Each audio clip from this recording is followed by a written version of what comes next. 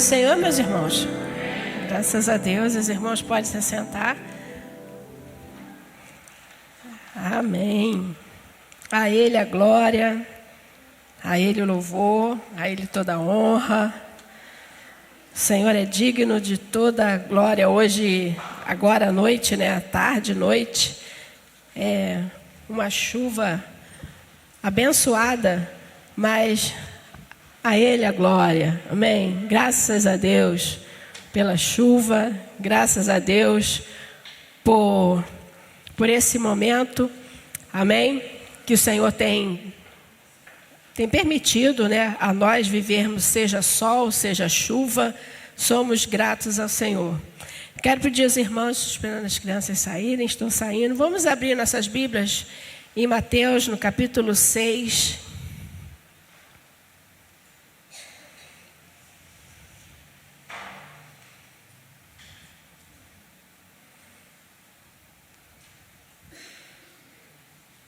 Mateus, capítulo 6, do 19 ao 33. São pontuados assim, situações, motivos diferentes, mas nós vamos aplicar um pouquinho, amém, a leitura. Então, a partir do verso 19, diz assim: Não acumuleis para vós outros tesouros sobre a terra, onde a traça e a ferrugem corroem, e onde os ladrões escavam e roubam. Mas ajuntai para vós outros tesouros no céu, onde traça nem ferrugem corrói, e onde ladrões não escavam nem roubam. Porque onde está o seu tesouro, aí estará também o seu coração. São os olhos a lâmpada do corpo. Se os teus olhos forem bons, todo o teu corpo será luminoso. Se, porém, os teus olhos forem maus, todo o teu corpo estará em trevas. Portanto, caso a luz que há em ti sejam trevas, que grandes trevas serão. Ninguém pode servir a dois senhores, porque há de aborrecer-se de um e amar a outro, ou devotará a um e desprezará ao outro.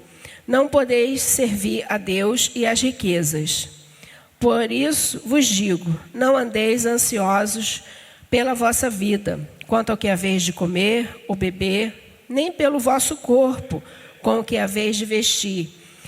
Não é a vossa vida mais do que o alimento, e o corpo mais do que as vestes? Observai as aves do céu, não semeiam, não colhem, nem ajuntam em celeiros, contudo o vosso Pai Celeste as sustenta. Porventura, não valeis vós muito mais do que as aves? Qual de vós, por ansioso que esteja, pode acrescentar um côvado ao curso da sua vida? E por que andais ansiosos quanto ao vestiário? Considerai como crescem os lírios do campo. Eles não trabalham nem fiam. Eu, contudo, vos afirmo que nem Salomão, em toda a sua glória, se vestiu como qualquer deles. Ora, se Deus veste assim a erva do campo, que hoje existe e amanhã é lançada no forno, quanto mais a vós outros, homens de pequena fé. Portanto, não vos inquieteis dizendo, que comeremos, que beberemos, ou com que nos vestiremos? Porque os gentios é que procuram todas essas coisas, pois vosso Pai Celeste sabe que necessitais de todas elas. Buscai, pois, em primeiro lugar o seu reino e a sua justiça, e todas essas coisas vos serão acrescentadas. Nós te bendizemos, Senhor, e adoramos o teu nome, ó Deus, por estarmos mais uma vez reunidos no teu nome, ouvindo, aprendendo de ti, te adorando, devotando a ti, Senhor, tudo, Senhor, que te é devido, toda honra, toda glória, todo louvor. Senhor, nós bendizemos a Ti por cada vida que chegou em Tua casa e clamamos, Senhor, que a Tua palavra, Senhor, que é viva e eficaz, possa, Senhor, fazer separação em nossas vidas, abrindo os nossos olhos, quebrando, Senhor, todas as correntes, tudo aquilo que nos amarra, tudo aquilo que nos prendem, Senhor, e que possamos estar sensíveis à Tua voz, sermos mais uma vez libertos, Senhor, e salvos, no nome de Jesus Cristo, e com o perdão dos nossos pecados, nós oramos. Amém. Amém, amados? Esse texto aqui, como eu disse no início, ele vai pontuando várias coisas. O primeiro, ele diz a respeito do tesouro. Não acumular tesouro no céu, na terra, onde a ferrugem, onde tudo pode destruir, né? O ladrão pode roubar, a traça. Então, ele já começa dizendo sobre coisas que nos inquietam. E nós, seres humanos que somos, amém? Nós somos seres humanos. Então, nós, muitas vezes, somos levados e facilmente nós permitimos que muitas circunstâncias penetrem, né, o nosso interior, trazendo inquietação, trazendo desconforto, trazendo muitas vezes insatisfação e muitas vezes nós nos prendemos, né, nos chamamos a atenção para nós mesmos quando estamos em tal situação e pensamos, meu Deus, né, como poderá, né, me livrar dessa situação? E a gente pensa que a gente está num caos, né, nessa circunstância, a gente pensa que é o fim do mundo. E a gente pensa que é só essa situação, ou seja, a gente pensa que são as circunstâncias que nos fazem infelizes, são as circunstâncias que nos amarram, são as circunstâncias ou o ocorrido que talvez nos levou a tal situação, que é guardar, que é muitas vezes estar ansioso por uma coisa legítima, como nós lemos aqui a partir do verso 25, dizendo com que pagaremos as nossas dívidas, não é isso? Com que comeremos, com que nos vestiremos, o que vamos comer, ou muitas vezes de um modo digno, como vou pagar as minhas dívidas? Então, de um modo digno, a gente fica atordoado. E pensamos que isso é o fim, que isso é o caos, que isso é o momento final. Mas esse não é o momento final. O momento já aconteceu dentro, muitas vezes, de nós mesmos. E pensando sobre essa situação, me lembrei de Ana, que nós pegamos aqui há uns dias atrás. Ana, ela tinha uma necessidade, né, fisiológica. Ela não tinha filhos. Mas Ana tinha o quê? Bens. Não faltava nada. Não é isso? O esposo dela diz, por que você está chorando? Você não tem tudo. Não te falta nada, minha querida. Não falta nada. Está reclamando de quê? Então, para ela, era o ápice, era a insatisfação total, mas ela não tinha, basicamente, necessidade. Então, a sua necessidade estava interiormente.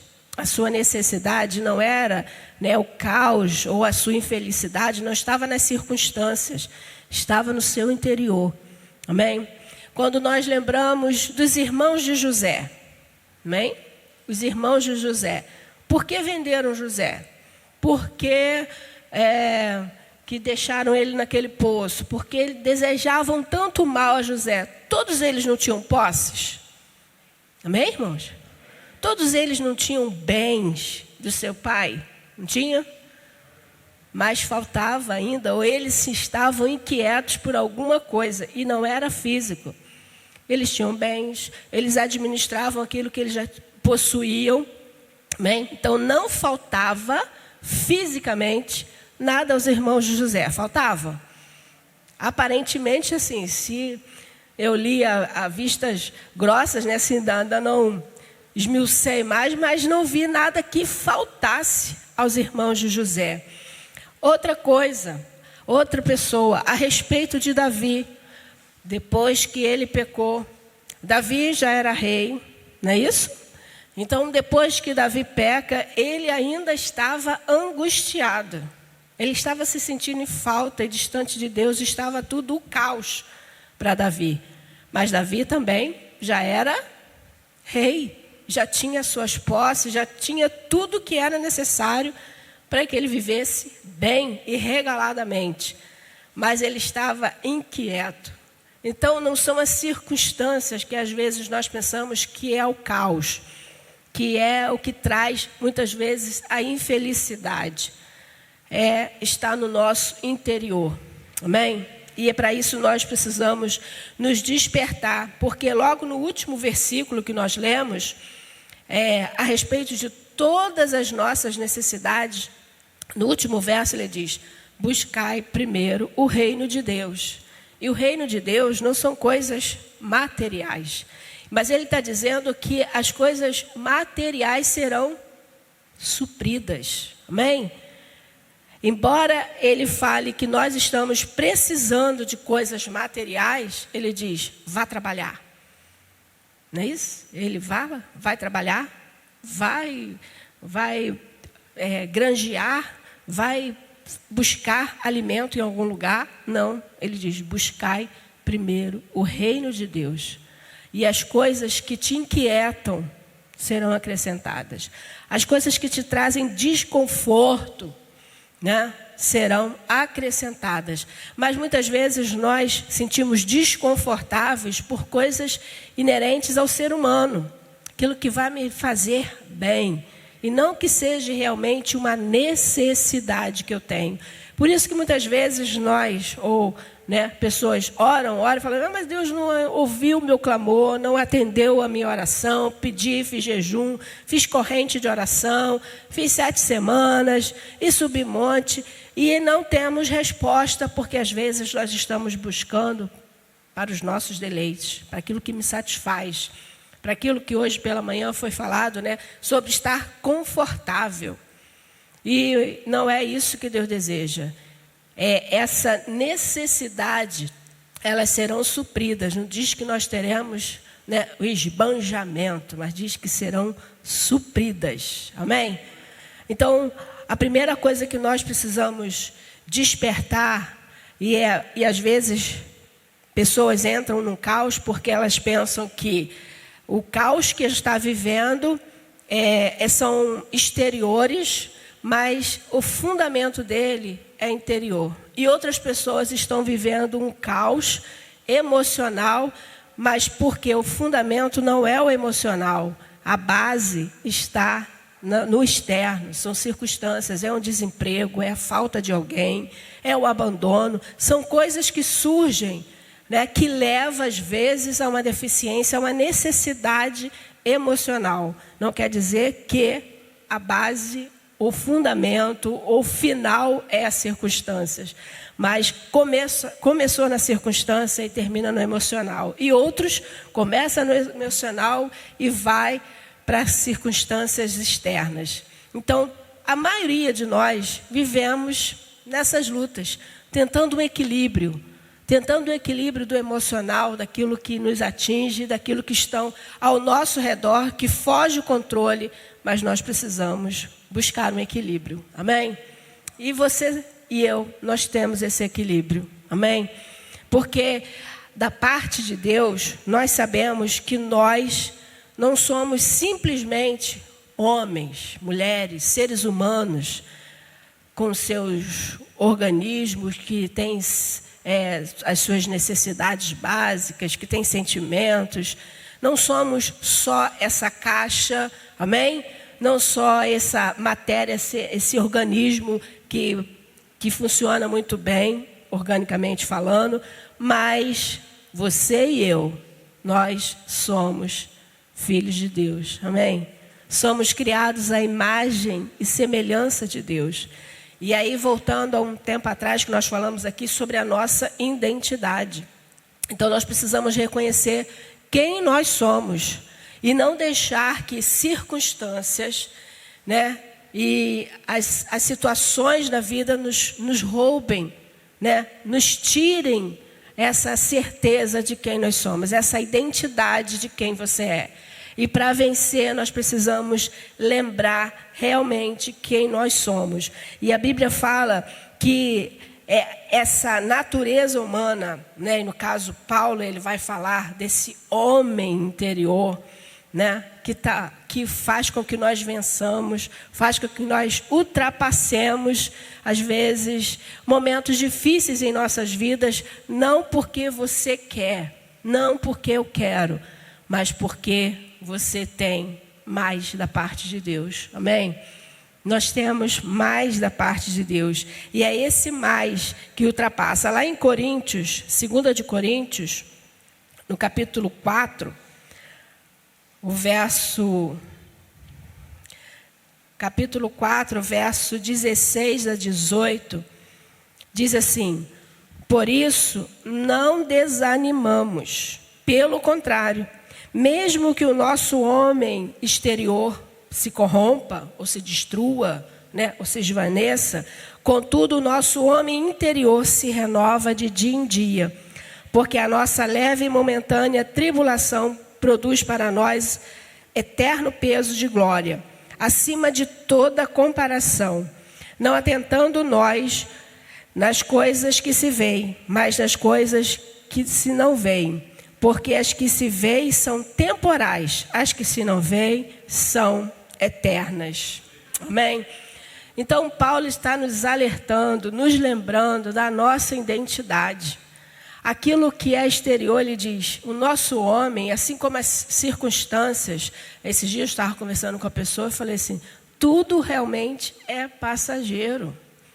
Todas as nossas situações, um desemprego, não conseguir às vezes matricular o filho numa escola, determinadas etapas, coisas que surgem na nossa vida, são temporais. Amém?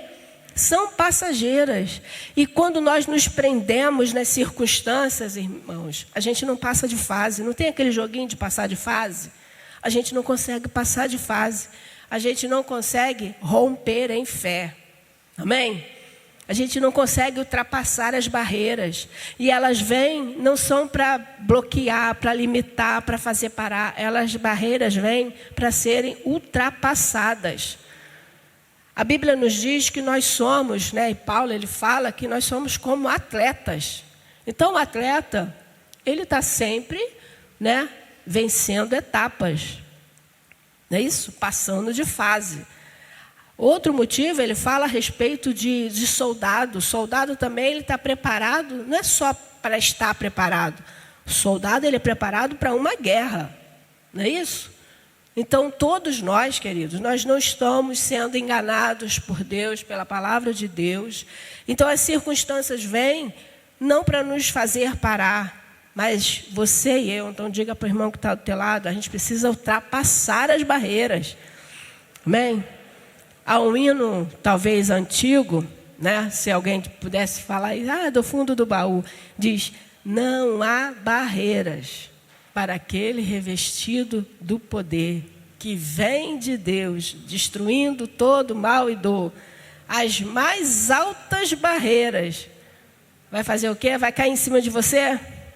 Não, você vai transpor. E aí uma melodia, é um cântico, né? Mas é baseado na palavra de Deus, que diz que você é mais do que vencedor em Cristo. Em Cristo. Amém? Não é em qualquer pessoa, não é no momento, mas é em Cristo. Então, quando Paulo está dizendo aqui, olha, ainda que o homem exterior, ainda que você, né, seja destruído, o homem interior, ele permanece. Aquilo que você é, permanece. Amém? E há outros textos falando a respeito dessa nossa natureza humana, mas também espiritual, quando ele diz assim, lá em Mateus, o espírito na verdade está pronto, mas a carne é fraca. Há outro texto que diz, o reino de Deus está dentro de vocês. Outro texto diz, a carne e o sangue não podem herdar o reino de Deus. Amém?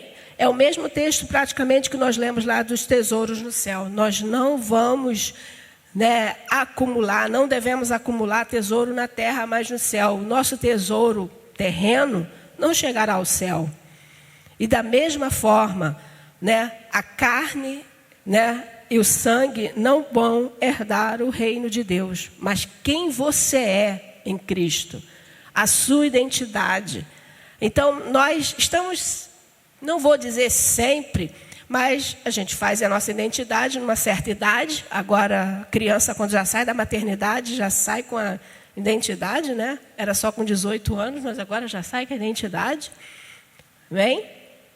Mas em certos períodos, elas precisam ser validadas.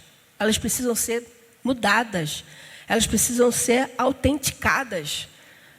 Então, queridos, nós a cada dia precisamos também estar nos lembrando e validando, amém, a nossa identidade em Cristo. Nos lembrando a nós mesmos e a nossa carne, quem nós somos nessa terra, nesse mundo, para Deus e para nós. Precisamos estar sempre lembrando da nossa identidade, que não é qualquer identidade. Não é passageiro, é eterna. Amém?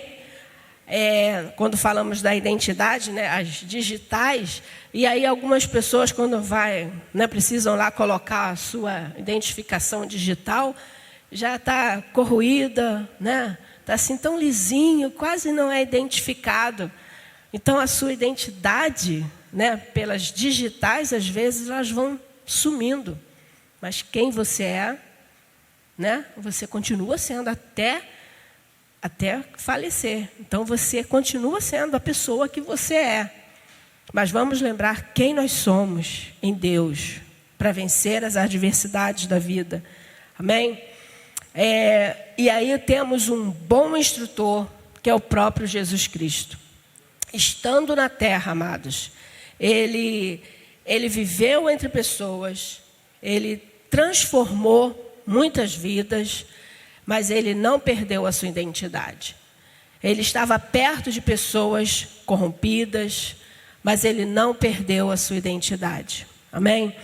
E ele não só viveu aqui, direcionando, transformando, mas ele diz: eu sou o caminho, eu sou a verdade, eu sou a vida. Siga-me. Amém? Me siga que eu quero mostrar, eu quero direcionar, eu quero te conduzir no caminho.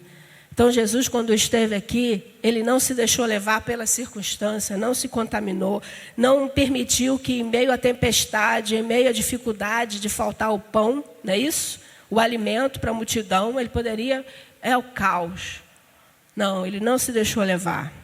Mediante a tempestade, ele poderia dizer: e agora? Como faremos? A tempestade vai, né? Vamos sucumbir todo. O barco vai à deriva. Não, ele não se deixou abater pelas circunstâncias. Então, irmãos, não vamos nos deixar levar pelas circunstâncias. Outro momento, a respeito da grandeza de Deus, é que ele confundiu a multidão, confundiu as pessoas que estavam próximo a ele. E eu falei há poucos dias atrás aqui a respeito de Zaqueu. E Zaqueu era um homem que, talvez pelas suas circunstâncias, né, e são estudos e às vezes falando a respeito de Zaqueu, a pessoa que às vezes tem um complexo, ela se esforça para melhorar, né? Nós tivemos uma pessoa que conviveu um tempo com a gente e ele dizia que ele tinha assim, um complexo na sua vida, e isso fez com que ele estudasse mais. E ele ficou expert numa determinada área, porque ele não queria ser, né, antes, agora pessoas falam que é bullying, mas ele era caluniado e aquilo trouxe um complexo à sua vida, ao seu interior, e isso fez com que ele estudasse, se esforçasse, se esmerasse. E talvez isso tivesse acontecido com Zaqueu, pela sua estatura, não é isso, baixa, e pelo seu poder aquisitivo, então ele se sentisse um homem, né, grande. Grande talvez aos olhos do homem, mas para aqueles que era cobrado da parte dele, se sentiam subjugados, né? Ele era odiado. Mas Jesus confundiu os homens quando diz que estaria na casa de Zaqueu.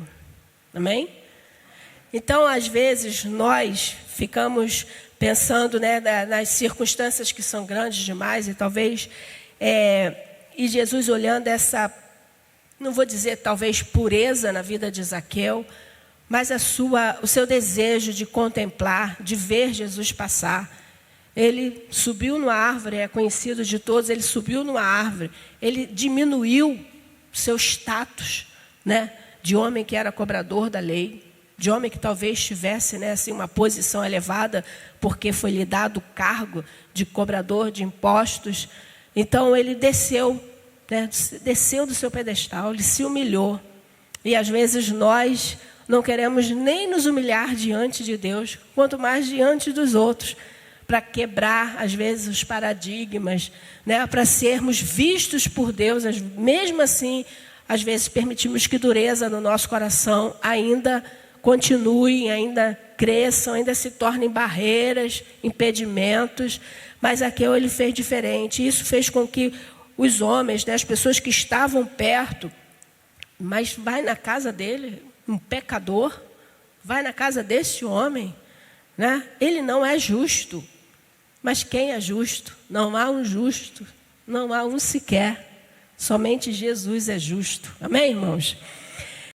Jesus talvez conheça, né, o interior de nós, assim como conhecia o de Zaqueu, a pureza, a sinceridade, que aos homens passa desapercebido.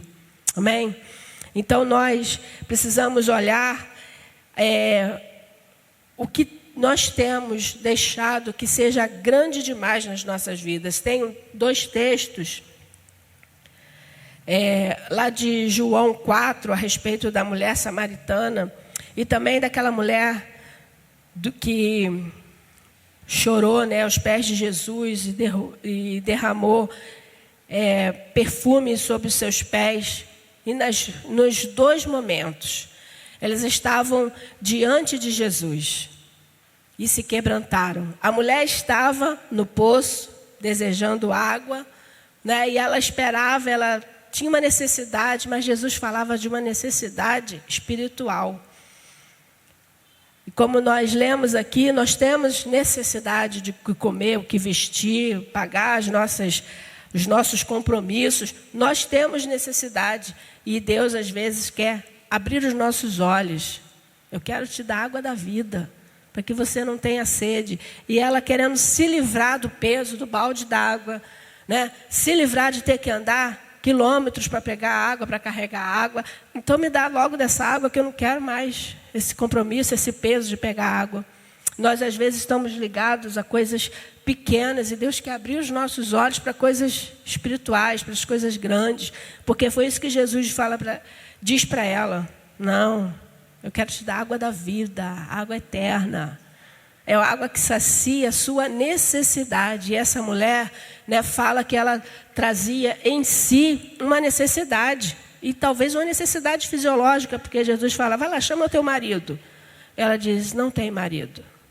E aí Jesus fala assim, você não tem mesmo não. Você teve 5 e nenhum deles não tem nenhum. Então ela tinha uma necessidade e procurava saciar a sua necessidade, né, preencher o seu vazio de uma forma errada. E Jesus toca no ponto. Vai lá, chama o teu marido. E ao mesmo tempo ele diz, eu quero te dar a água da vida. E depois ela diz, né, a respeito da adoração. E Jesus fala assim, mas a hora vem, já chegou, que aqueles adoradores adorarão o Pai em espírito e em verdade. Não importa se é no monte, aqui ou acolá, se é Jerusalém, se é Samaria, se é Judeia. Deus, Ele procura adoradores. E outro ponto a respeito da mulher, que ela entra, e Jesus entra na casa do fariseu, e estava ali com os homens, e essa mulher, sabendo que Jesus estava lá, ela chega também, e reconhece Jesus Cristo, né? E se debulha, né? E clamando. E ele diz, mulher, perdoada são os pecados. Perdoados são os pecados. E os fariseus, aqueles homens, eles achavam que os pecados só poderiam ser perdoados mediante o sacrifício, mediante o sacerdote. Mas Jesus diz, né, mulher, você está perdoada. Você está perdoada. Olha a grandeza de Deus, né? Aquela mulher em toda a pureza, toda a sinceridade. E ela não estava nem sequer pedindo perdão, mas Deus diz, perdoados são os teus pecados. Deus nos conhece no nosso interior, Ele sabe a nossa real necessidade. Amém, amados? E outro texto que fala sobre essa grandeza e esse conhecer de Deus, o Salmo 139, ele é maravilhoso. Vamos ler um texto, são os versículos, Salmo 139, do 7 até o 12.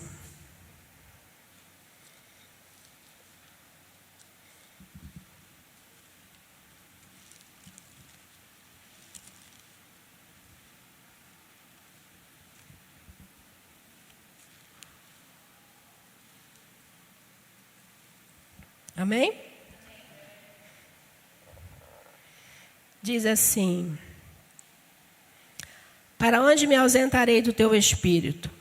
Para onde fugirei da tua face? Se subo aos céus, lá tu estás. Se faço a minha cama no mais profundo abismo, lá estás também. Se tomo as asas da alvorada e me detenho nos confins das mares, ainda lá me haverá de guiar a tua mão e a tua destra me susterá. Se eu digo, as trevas com efeito me encobrirão, e a luz ao redor de mim se fará noite, até as próprias trevas não te serão escuras. As trevas e a luz são a mesma coisa. Amém? Alguém pode se esconder de Deus? Pelo texto lido aqui, ele diz: para onde eu vou fugir do teu espírito? Para onde eu vou fugir da tua face? Se eu subo ao céu, tu estás. Se eu fizer a minha cama no mais profundo abismo, tu estás também. Se eu tomar as asas da alva, ele vai dizendo tantas escapatórias para fugir da presença de Deus. Ele diz: até ali, onde está tudo escuro, até ali tu estás. Pensa na grandeza de Deus. Até ali tu estás. Pode alguma necessidade estar oculta aos olhos de Deus? De maneira nenhuma. Pode alguma circunstância que rouba a paz estar oculta diante de Deus? De maneira nenhuma. Nós estamos, diante de Deus e Ele está presente em toda e qualquer situação. Mas no Salmo de número 100, o verso 3 e 4 diz assim: sabei que o Senhor é Deus, foi Ele que nos fez e dele somos. Somos o seu povo e rebanho do seu pastoreio.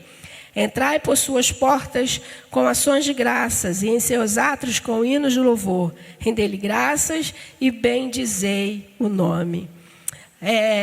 Embora aqui no Salmo 139 diz que o Senhor está em todo lugar, no Salmo de número 100, verso 4, ele diz: entrai por suas portas. O Salmo de número 100, então, está dizendo que a gente precisa abrir uma porta. Amém? Entrar e passar por uma porta, porque embora Deus esteja em todo lugar e nos contemplando, Ele está presente aqui, amém? Aleluia! Mas, às vezes, nós não estamos sentindo, vendo. Nós estamos sabendo que Deus se faz presente, está diante dele é uma coisa, agora está sofrendo a presença dele é outra coisa. Está sofrendo a mão dele é outra coisa. Estar na presença de Deus, saber que Ele é Deus presente, Ele está em todo lugar, onisciente, onipresente, onipotente, amém? Ele está em todo lugar, ninguém se esconde de Deus, tanto os bons quanto os maus. Ninguém se esconde de Deus, mas Ele se manifesta àqueles que estão diante dEle, amém? Aqueles que estão contemplando a Ele. Aqueles que querem ver, aqueles que abrem a porta, aqueles que escancaram o coração, aqueles que abrem a mente e dizem: eu quero te ver. Às vezes nós cantamos aqui: eu quero te ver, né? Eu quero te ver, Senhor, eu quero dançar contigo, quero tanta coisa contigo, mas a gente não abre a porta, a gente não rompe, a gente não quebra as barreiras para estar diante dEle. Ele está presente. E que caia dos nossos olhos as escamas, não só para estou na casa do Senhor. Muitas pessoas postam, né? Indo para a casa do Pai, indo louvar a Deus, indo. Mas vamos também estar diante dEle. Vamos sofrer, né? Sofrer no bom sentido, né? A presença dEle. Permitir que o Senhor fale ao nosso coração. Amém, amados? sofrer, no caso, experimentar a presença e a graça de Deus, porque, como eu disse, nós não podemos nos esconder do Senhor. E aí há um texto a respeito de Elias, quando ele, lá em 1 Reis 19, quando ele foge, ele havia confundido, as pessoas estavam atrás dele querendo tirar a vida, ele se esconde na caverna. E Deus diz para ele o quê? O que você está fazendo aqui, Elias? E engraçado que Deus não fala para ele assim, o que você está fazendo escondido? Porque de Deus ninguém se esconde. O que você está fazendo aqui? Amém? O que você está fazendo aqui? Quando Agar, ela sai do meio do povo de Abraão, né, que há ali uma discussão, vamos dizer assim, ela vai embora com seu filho, e no meio do deserto, ela acabou a água, acabou tudo, ela, vou morrer. Deus se aparece diante dela, e ela reconhece, o Deus que me vê, me achou no deserto.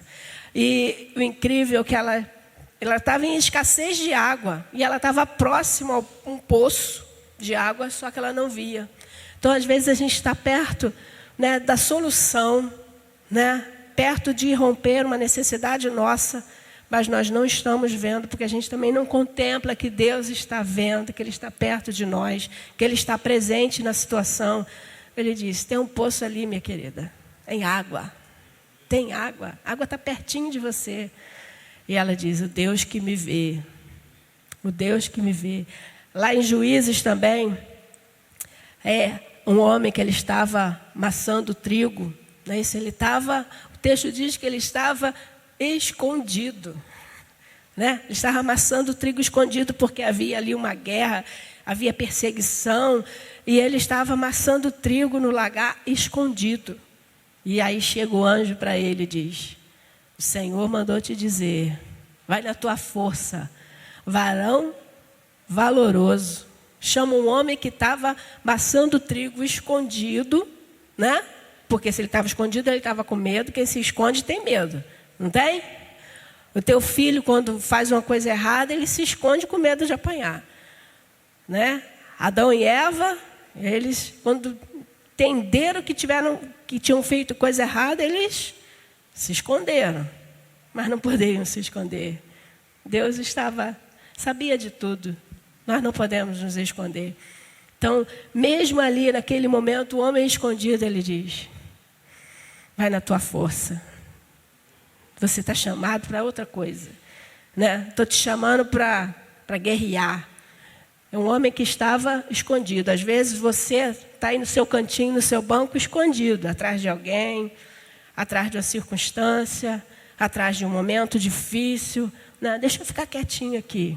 E Deus está te dizendo, eu estou te vendo, eu conto contigo, eu quero você, levanta, amém? E que nós possamos pensar nessas grandezas de Deus. Deus é Deus presente em toda e qualquer situação. Embora nós, às vezes, permitamos, né, que circunstâncias possam minar a paz, minar a alegria, mas que nós possamos sempre lembrar, queridos, que nós precisamos buscar a Deus em primeiro lugar. Todas as coisas serão acrescentadas, porque Deus é Deus presente. Amém? Então vamos ficar de pé e vamos adorar ao Senhor, esse Deus grandioso, esse Deus onipotente, onisciente.